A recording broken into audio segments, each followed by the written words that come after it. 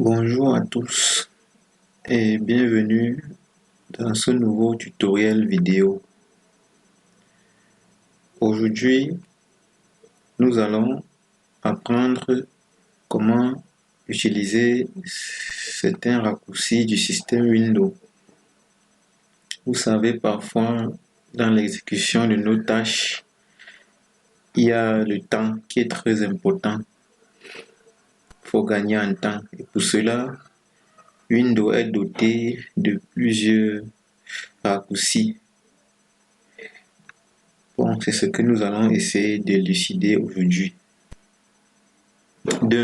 Pour utiliser les raccourcis Windows, puisque Windows est doté des commandes externes et internes. Les commandes externes sont celles qui se tapent à l'extérieur de l'invite de commande. Donc une commande qui est entrée là sera une commande externe. Or, si nous entrons déjà dans l'invite de commande en tapant CMD, toutes les autres commandes qui seront exécutées ici seront appelées commandes internes.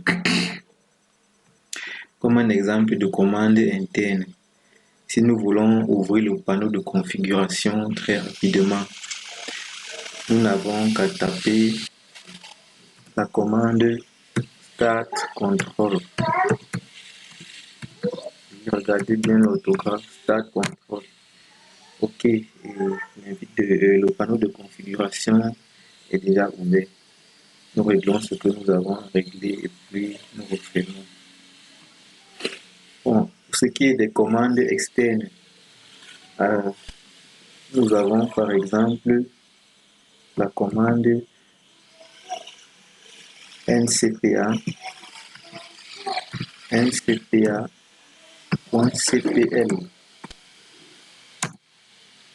C'est une commande qui nous montre l'état de la carte réseau des appareils connectés. Vous voyez, mon ordinateur n'est pas connecté par le câble Ethernet, mais il est connecté au réseau, à un réseau Wi-Fi. Nous pouvons voir les propriétés de ce réseau Wi-Fi. Et les détails, nous voyons l'adresse IP qui est fournie à mon ordinateur et l'adresse de la passerelle qui est un peu comme, qui est en fait l'adresse du point d'accès Wi-Fi. Okay. La prochaine commande, c'est la commande calc. Retenez bien l'autographe calc, C-A-C-L. C'est une commande qui permet d'ouvrir la calculatrice rapidement sur Windows. Ensuite, nous avons la commande MSTSC, commande permettant d'ouvrir le bureau à distance.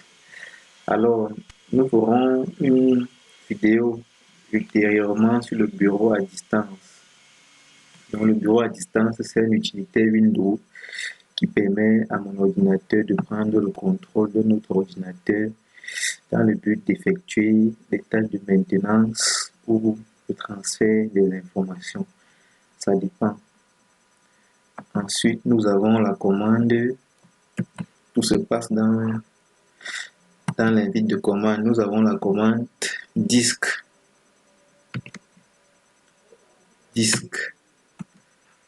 mg mt.msc.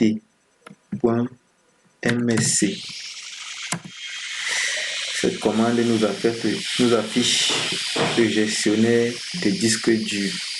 Vous voyez là, nous avons les différentes partitions du disque dur installées sur cet ordinateur. Nous avons les partitions CD et E. Nous pouvons également faire des partitions, ajouter d'autres partitions à partir de ce gestionnaire de disques. Nous ferons une nouvelle vidéo pour vous expliquer comment faire une partition d'un disque dur, comment partitionner un disque dur. Nous avons la commande com mgmt.msc.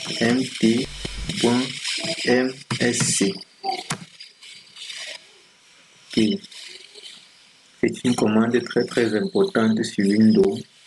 Cette commande affiche le gestionnaire de l'ordinateur dans son ensemble. Vous voyez ici par exemple dans cette commande, nous avons le gestionnaire des périphériques. Voilà les différents périphériques installés sur l'ordinateur. Nous avons le gestionnaire des disques. Nous retrouvons le gestionnaire des disques dans la commande ci-dessus. Donc, c'est une commande primordiale sur le système Windows car c'est à partir d'elle que l'utilisateur peut effectuer plusieurs tâches de maintenance. Ensuite, nous avons la commande dxdiag, le Direct Links de Windows. C'est une commande qui affiche les informations de l'ordinateur. Vous voyez là, nous avons les informations système, nous avons la date du jour, nous avons le nom de l'ordinateur, le système d'exploitation, la langue utilisée, le fabricant, le modèle du système, le modèle du BIOS, le processeur, la mémoire RAM, la mémoire vidéo. Bref, nous avons toutes les informations concernant notre ordinateur. Donc voilà, ça ici, dans le volet affichage, nous retrouvons les informations relatives à l'affichage à l'écran, le son, les informations relatives au palais, aux enregistrements, entrée, les informations relatives aux périphériques d'entrée et sortie de l'ordinateur. Nous retrouvons toutes ces informations dans la commande dxdiag. Enfin, nous avons la commande msinfo32 qui est commande aussi très importante qui affiche les informations du système d'exploitation.